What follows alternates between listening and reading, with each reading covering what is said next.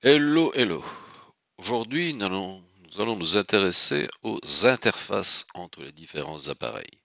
Autrement dit, comment relier toutes vos sources vidéo entre elles. Premier type de connexion, les connexions de type analogique. Une chose à savoir d'abord, tout ce qui est connexion analogique ne concerne que le SD. Il n'y a pas d'HD en analogique, pas plus de 4K ni de 8K, uniquement du SD 720-576. Donc le premier signal que nous avons, c'est le signal type composite. Donc le composite, souvenez-vous des premiers cours, la chrominance et la luminance sont dans un seul signal. Bien se rappeler aussi que c'est le plus mauvais signal que l'on puisse avoir. On s'en sert en général pour du monitoring, pas plus. Fiche jaune type RCA, ce qu'on appelle un kinch. Vous trouvez ça sur la plupart des appareils grand public.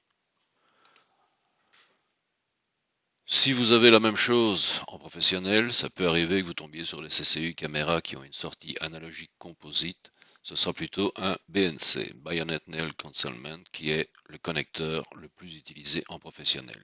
Aussi bien en analogique qu'en numérique, c'est le même connecteur. Deuxième type de signal analogique, le composant, donc Y, R-Y, B-Y.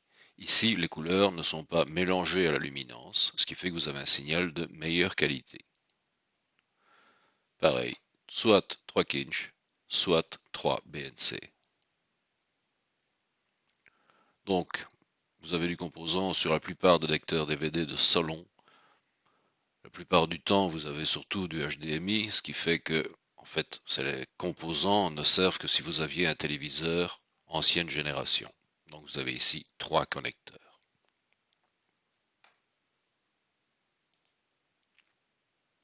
Connexion numérique SD. Le IE1394, ce qu'on appelle aussi le Firewire. Donc, à l'origine, encore une fois, ce n'est plus très répandu actuellement, mais vous pouvez parfois tomber dessus. Ça concernait uniquement les équipements de type DV, Digital Video.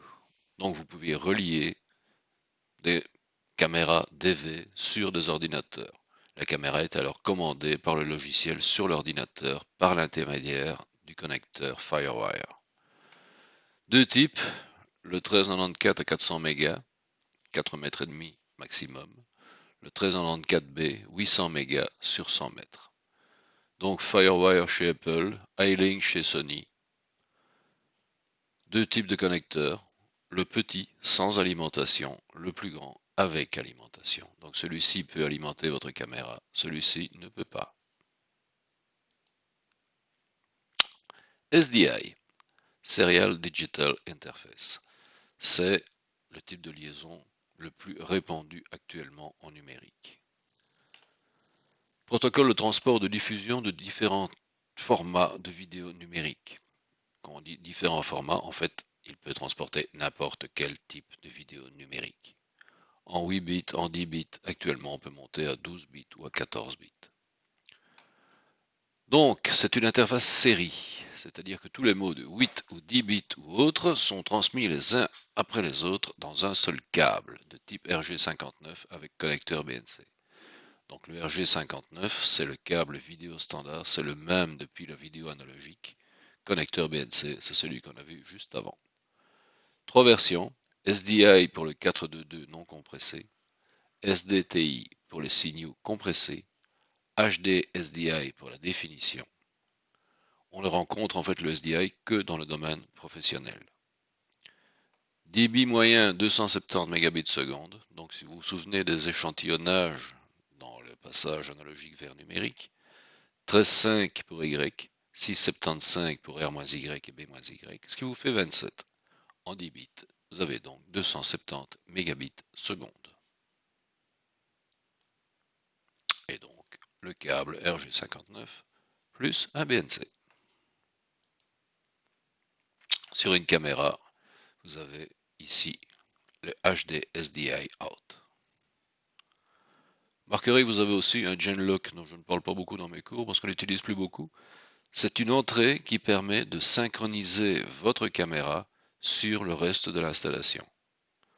Remarquerez qu'ici, vous avez aussi une fiche de type Firewire, donc une sortie TV. Petite explication sur le SDI, comment ça fonctionne. Donc nous sommes en numérique. Chaque mot binaire, donc un mot 8 bits, 10 bits, 12 bits, est en composant Y, R-Y, B-Y, 8 données en 8 bits. Donc si vous avez ici la valeur analogique et ici la valeur numérique, à chaque instant, nous avons une valeur en 8, 10, 12, 14 bits pour chacun des composants. Pour transporter ces données, l'idéal est une interface parallèle, évidemment. C'est ce qui fonctionne à l'intérieur de ces appareils. Tout le fonctionnement interne est en parallèle. Autrement dit, vos données sont transmises simultanément d'un appareil vers un autre, ce qui nécessite un signal d'horloge. Donc vous avez des données numériques, donc des 0 et des 1 qui se suivent, transmis à 27 mégas, puisque vous êtes en parallèle. Il faut donc qu'une horloge vous donne un top pour savoir quand cette machine doit lire les valeurs. Chaque top correspond à un bit qui en suit un autre, qui en suit un autre. Donc ceci est adopté en interne.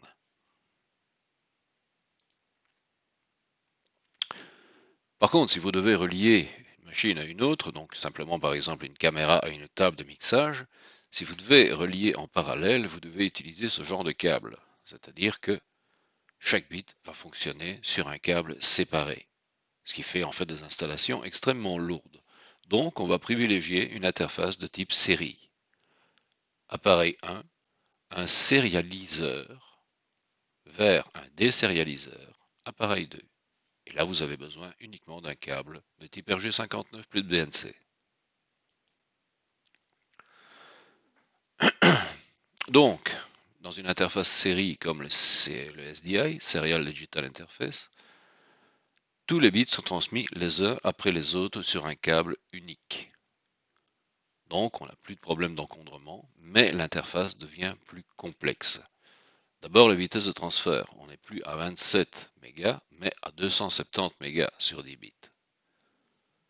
Donc, on doit pouvoir, à l'arrivée, identifier chaque bit et sans signal d'horloge. Donc, si je reviens un peu en arrière, vous remarquerez qu'ici, en plus de vos données, vous avez une horloge qui permet de synchroniser le tout. Lorsque vous êtes en sériel, il n'y a plus de signal d'horloge, ce qui pose un léger problème. Pourquoi la mise en forme est nécessaire? Donc on va devoir transformer le signal de base pour qu'il puisse être lu. Vous avez des valeurs 0 ou 1 émis en série. C'est totalement aléatoire, ça ne dépend que de l'image que vous analysez à ce moment-là. Donc vous pouvez avoir des suites de bits identiques. Et donc si vous avez 0, 0, 0, 0, 0, 0, vous n'avez jamais de transition. Et donc il devient difficile d'identifier la valeur, puisque vous n'avez pas de signal d'horloge qui vous dit lisez la valeur à tel moment. Donc impossible d'extraire un signal. Signal sériel va d'abord être brassé, histoire d'éviter d'avoir ces séries identiques, par un générateur pseudo-aléatoire, pseudo puisque le code est connu par la machine qui le lit. Et ensuite, il sera codé en en NRZI, Non-Return to Zero inversé, ce qui fait qu'il y aura un nombre de transitions suffisant. Donc au départ, il faut savoir qu'un signal numérique, c'est du NRZ, Non-Return to Zero. Donc, convertisseur parallèle série, débit de 270, générateur de pseudo-aléatoire qui va mélanger vos données, ensuite codage NRZI, débit à 270. Vous expliquer un peu qu'est-ce que le NRZ et le NRZI. Cliquez chez Wikipédia, ça m'évite de devoir tout redessiner. Donc un NRZ, c'est celui-ci. Non-Return to Zero, c'est du digital, je dirais, traditionnel. Un bit qui vaut 1 est à la valeur 1, un bit qui est à 0 est à la valeur 0. Simple. Inconvénient, pas de transition générée lors d'une longue séquence de 1 ou de 0, ce qui rend la synchronisation difficile, voire impossible. Vous avez une longue série de 0. Si vous n'avez pas une horloge qui vous dit à tel moment lis telle valeur, on s'y perd très vite. Le NRZI par contre crée une transition d'état si un bit est à 1 et reste à l'état précédent si le bit est 0. Donc ici vous avez deux bits à 1, le premier vaut 1, transition si le bit est à 1, vous passez à 0. Ensuite le suivant est à 0, transition. On reste à l'état précédent, et ainsi de suite. Pour éviter une perte d'horloge, si malgré tout vous aviez une longue série de bits identiques, un 1 est envoyé après 6 zéros consécutifs. Ce qui vous permet en fait d'avoir plus de transitions que si vous étiez en NRZ. Ce qui nous intéresse, c'est la transition. Une transition permet de resynchroniser l'horloge. Les connexions numériques de type HD. Le HDMI, première chose très connue. Donc le High Definition Multimedia Interface, interface de connexion audio-vidéo pour les équipements numériques grand public. Donc le HDMI n'existe que dans le grand public et pas du tout dans le professionnel. Gère aussi bien la SD que la HD avec ou sans compression. Encapsule les données selon la technologie TDMS Transmission Minimized Differential Signaling, permet de transférer de grandes quantités de données dans un câble blindé.